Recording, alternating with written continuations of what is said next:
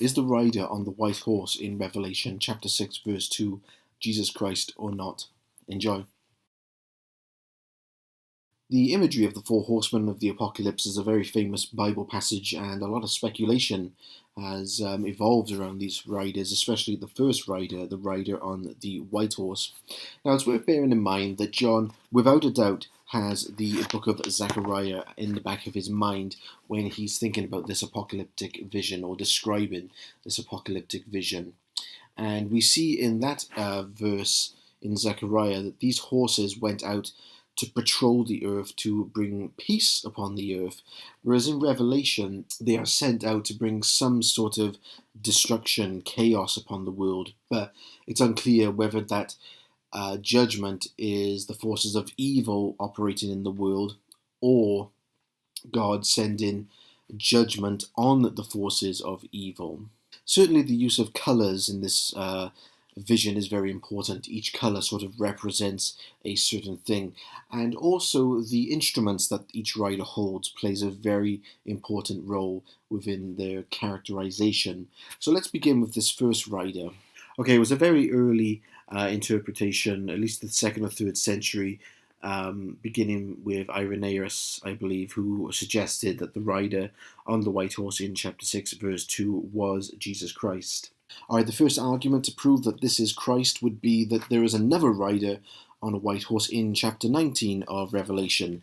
And when you read the description of that rider, it is completely, convincingly clear that that rider is Jesus Christ. Now, you could understand the connection there. We see one rider on a white horse in chapter 19, unquestionably Christ. And did you also notice in that chapter, it talks about the armies of heaven were following him, riding on white horses. And so this first rider in chapter 6 on a white horse could be one of Christ's heavenly warriors, if you like, one of his armies. And so if it's not Jesus Christ, it could either be Jesus Christ or a representation of Christ's heavenly army. All right, one of the arguments against that is that we go back to the Olivet Discourse in Mark 13, Matthew 24, Luke 21, and there, when you compare the events that Jesus describes, such as many will come in my name, claiming I am the Christ, you will hear rumors of war, there will be earthquakes, famines. When you read that list, they almost correspond to the events in the 7 seals in chapter 6 of Revelation. And so many have wondered, the fact that Jesus mentions false Christs, would this first rider on a white horse be a false Christ? The other point that say it could be Christ is the fact that he's dressed in white.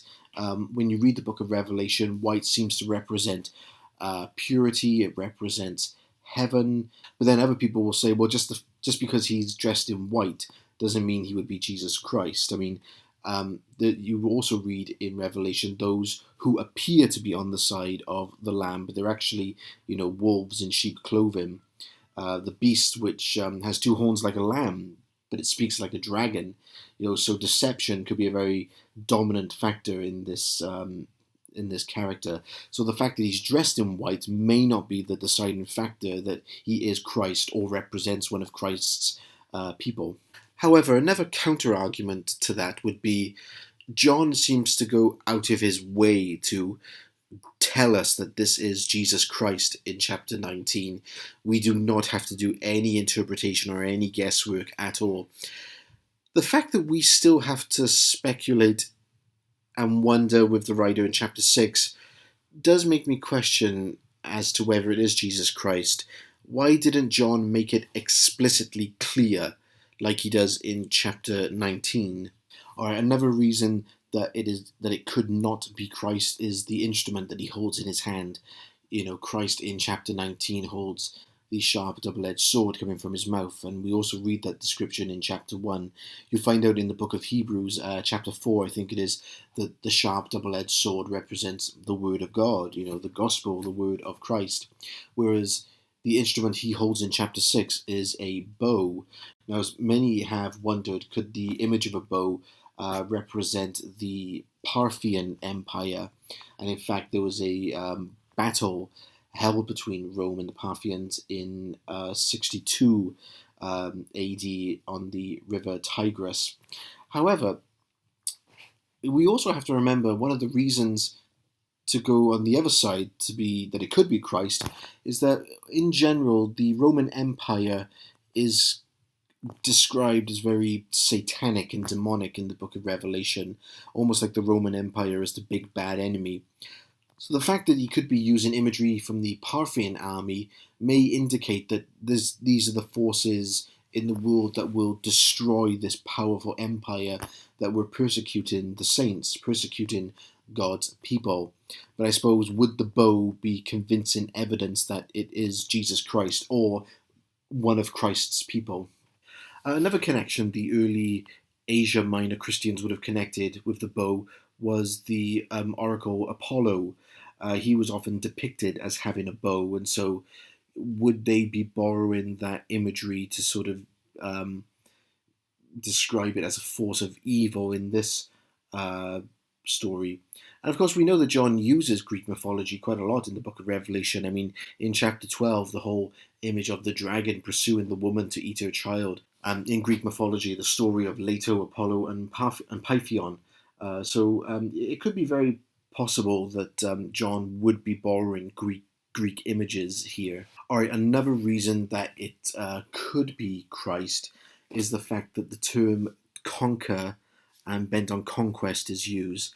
Now, there is a connection with the seven churches in Revelation 2 and 3. At the end of every letter to the individual churches, you see the phrase, at least in the New Revised Standard Version of the Bible, you see the phrase, whoever conquers will not be harmed by the second death.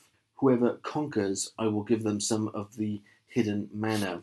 To everyone who conquers and continues to do my works to the end, if you conquer, you will be clothed like them in white robes. The phrase used in the NIV version is to the one who is victorious rather than to conquer.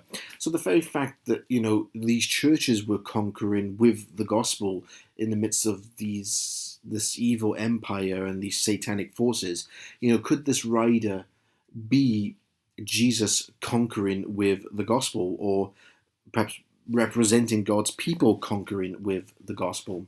However, there is a counter argument to that in that the term conquer is also used for the forces of evil destroying God's people. The first one would be in chapter 11, verse 7, at least from the New Revised Standard Version. It says, regarding the two witnesses, when they have finished their testimony, the beast that comes up from the bottomless pit will make war on them and conquer them and kill them.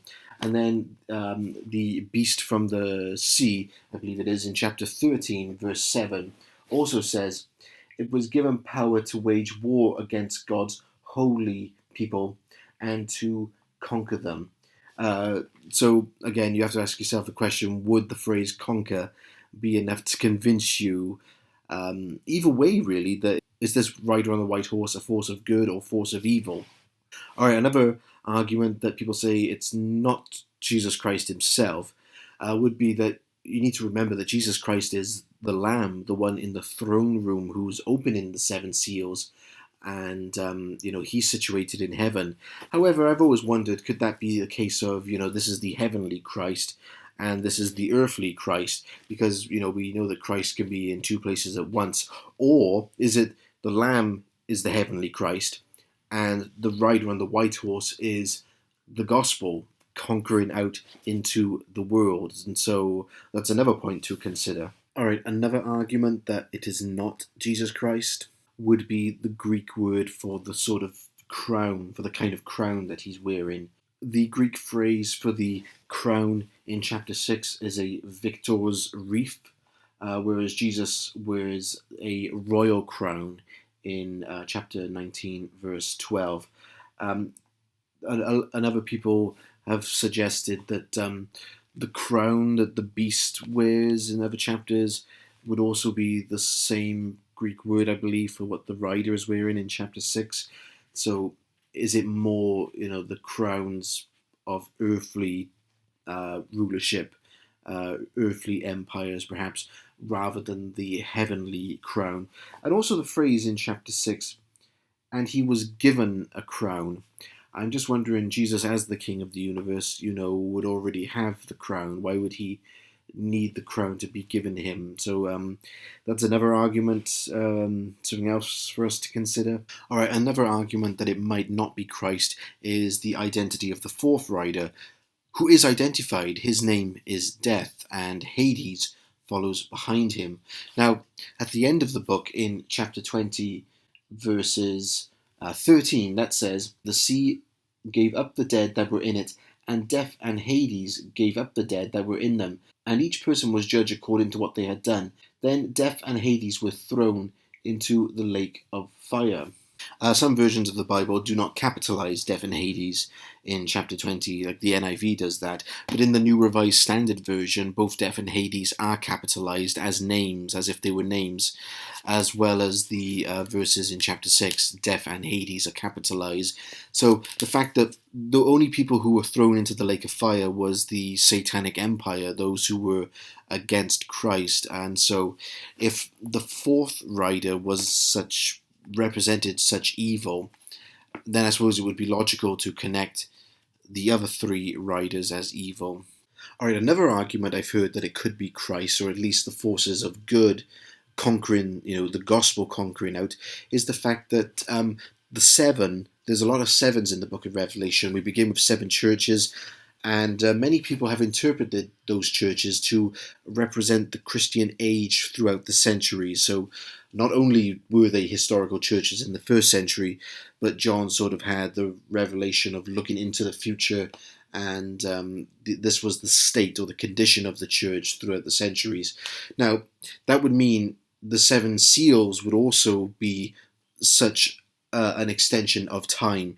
And if you were to bring the opening of the first seal with the Church of Ephesus, they were doing quite well, but they had lost their first love. So some people see the conquering as the conquering out with love. So that's another way to link it. Does the first seal represent the Ephesus age of the church? The first couple of centuries.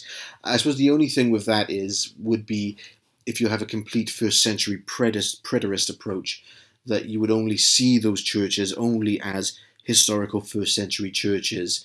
It has nothing to do with predicting the condition of the church throughout the centuries. But other people do see it that way. Maybe some people see it as a double fulfillment. The other thing we have to consider is the larger context of the chapter, what the other riders do. I mean, certainly when you read the second rider, who was on a red horse, which represents war and bloodshed, he says that another horse came out, a fiery red one. Its rider was given the power to take peace from the earth and to make people kill each other.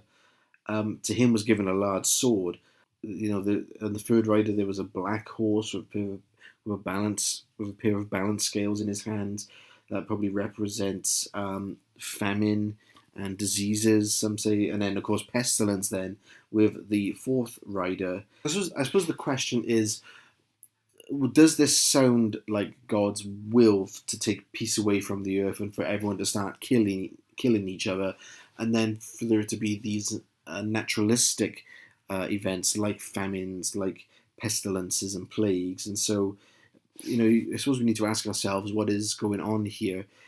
It could be that these are demonic forces taking away peace from the earth, or this is angelic forces bringing judgment upon the forces of evil in the world. However, you would have to see a sharp distinction then between the first rider and the other three. So some have suggested that the first one is Jesus, and then the next three are the forces of evil, and the first rider is Jesus conquering with the power of good to defeat the forces of evil in the world. Alright, something else that I notice when the fifth seal is opened, John looks under the altar and sees the souls of all those who had been slain because of the testimony of God. And they cried out in a loud voice, "How long, sovereign Lord, holy and true, until you judge the inhabitants of the earth and avenge our blood?" It could be that those first four riders were the forces of evil that killed God's people. And I'm just wondering, that might be the case because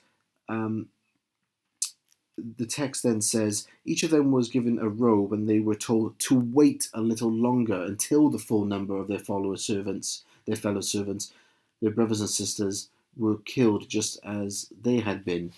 It almost sounds like at that point God has not yet released angelic forces to defeat the forces of evil in the world. So it's almost like the forces of evil are already taking place, and that's what killed the martyrs. And then later, God will judge them in the sixth seal. The kings and the princes and the generals and those who were rich, hid in caves, and they said, "Hide us from the one on the throne, because that great day of wrath has come, and who can understand it?" Now, would that day of wrath be referring to also that the four riders is the wrath? It is God's angelic forces bringing judgment on evil. So it just depends how you read it, I suppose. Well, we've looked at a lot of different arguments, and I suppose it is up to you, really, how you interpret this. I don't think any one of us can say with absolute confidence, yes, this is it, 100%. However, one thing I have taken away from this is that I really don't think it matters if it's Christ or not, or if it's good or evil, because either way, no matter which way you look at it, these horses come under the control of the Lamb. We're in the throne room. It's the four living. It's the Lamb who opens the seals, and then the four living creatures cry out, "Come!" Either way, no matter which way you look at it, God either ordained these things to happen, or He gave these forces the free will to do whatever they wanted, but yet it did not slip God's attention. In other words, we can apply this to ourselves today. There is nothing that goes on in the world that God does not know about. Anything that happens in the world, God is already 10 steps ahead of us, because He knows the future. He knows what is going to come.